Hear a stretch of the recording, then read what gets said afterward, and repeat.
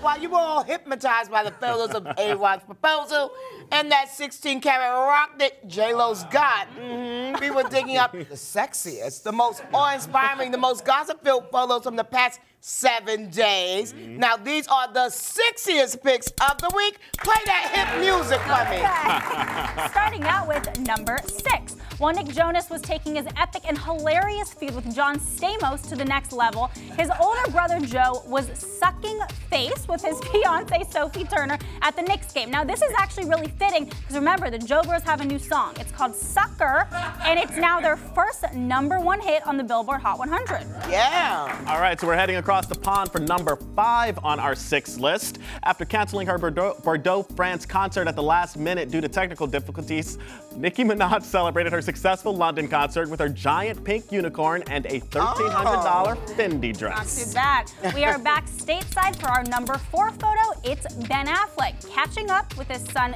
Samuel. Affleck pitched in with the kids on a baseball diamond in LA. Now, what do you guys think of this? We really I love seeing him healthy and happy. Yeah, it looks like he's doing there well. You go. Yes. Well, coming in at number 3 on our 6 list, the good wife herself, Miss Juliana Margulies, walking her dog in Soho. Now, of course, even 3-time Emmy winners have to pick up after their pets in New York City, which is why I'll never be a dog owner. But by the way, that's a very well-groomed pet. He's looking good. All right, we got a tie at number 2 this week. Sarah Jessica Parker was rocking a helmet as she rode a city bike in NYC while filming an episode of HBO's Divorce. On the very same day, a helmet-free Justin Theroux was riding his bike in another part of town. Who do y'all think won this bike off? Justin Theroux. SJP, safety first with the helmet. Oh, Thesaurus. Which brings us to the #1 sexiest picture of the week, Miss Ashanti. She kept Carnival going after another week when she posted photos like this of her trip to Trinidad, and she looks absolutely stellar and sexy and amazing, and that's my girl. I love her. Now, here's a bonus, though.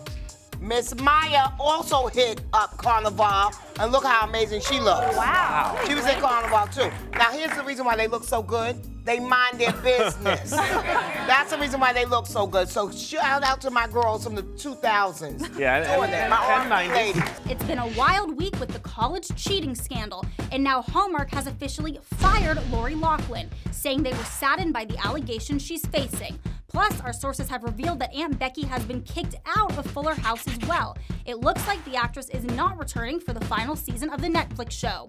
In the wake of the scandal, Lori's daughters Olivia Jade and IsabellaRose are dropping out of USC after their parents allegedly paid $500,000 to bribe them into the college. This week, Rosie O'Donnell revealed that she was sexually abused by her late father. This is obviously a terrible story, but the shocking revelations were actually made to my colleague at Variety, Ramin Setoodeh. We published an excerpt at Variety for his upcoming book that's about the view, but this is what Rosie told Ramin. She said that the abuse started when she was very, very young, and it ended around the time that she was 10 years old, because that's when her mom died of breast cancer. So a really tough childhood. This is what she said. It's a direct quote. "You feel completely powerless and stuck because the person you would tell is the person doing it."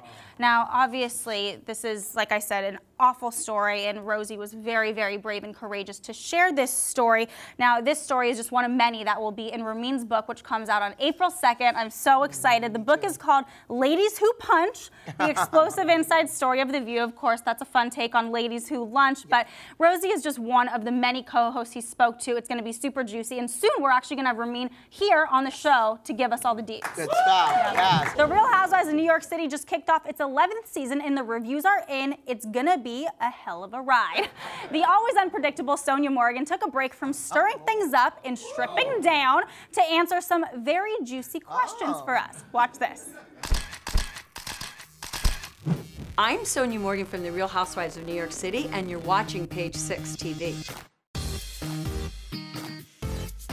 There's really not much that can embarrass me. I mean, there's not a body part on me that someone hasn't seen in the world. From the moment I decided to do Real Housewives, I committed to treating everyone out there like they're behind the scenes with me. So I can't let myself be embarrassed. That's what the show's about.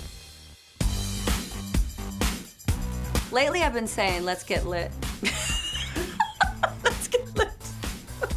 I'm not even using it right, because people say this moment is so lit. which means it's on fire. You know, when I have my toaster oven, I said, let's get toasted. So I like to say, let's get lit. I'm just a crazy person. Wow. If I could sit down Clinton, Obama, Donald Trump, and Biden, all four together, and make them listen to each other, I'd love to do that. I would drive Tinsley crazy, because when she moved in with me, she said she was just unhappy, so I probably wouldn't want to be stranded with her. Definitely someone like Eleanor Roosevelt, someone part of the women's movement, Wallace Simpson, in a funny way, Julia Childs. I would say the person most likely to get kicked out of a restaurant would be Ramona, because she's tough on the servers, but then they're probably afraid to kick her out. Tinsley can get a little loud. I would never get kicked out because I'm always making out with everyone and they love it. So maybe Luann. Luann could get thrown out. This Is Us star Susan Kelechi Watson is on the cover of this week's Alexa. It's the New York Post magazine here. It's a beautiful cover. Oh, wow. Yes, it is. Inserts, even though the photo shoot is incredible if you guys can read it later. But, you know, she opened up. She's been giving rave reviews about her character on This Is Us. She actually plays a much larger role in season 3. Of course, her character, she plays the wife to Sterling K. Brown. But she's been getting rave reviews, and she has an iconic TV mother, the legendary Phylicia Rashad, is playing her mom. And so she told us that she knew that casting would set the internet on fire, because her role on This Is Us is often, people often compare it to Claire Huxtable from The Cosby Show that Phylicia Rashad played for like, what, 10 years or something like that. So it's an incredible role. But she said it was more meaningful working with Phylicia Rashad because there was a moment when she was in college and there was a program for students to attend Oxford and she couldn't afford it, and Phylicia Rashad and Denzel Washington, they footed the bill. Yes, it's beautiful. So, well, you know, at Sundance, I actually interviewed Phylicia Rashad right when she was cast on This Is Us, and I asked how excited she was. She wasn't just excited because she's a fan of the show. She actually told me that Susan was her student, and that's why it was so meaningful for her. Yeah. Well, she told us the reunion on This Is Us, she said it was affectionate, naturally, and this is what she said. She said we gave each other a big hug, and then she said it was easy, but also a part of her was like, ooh, girl, you better get this right, you know, because she's working with Phylicia Rashad. So there's some pressure on her there.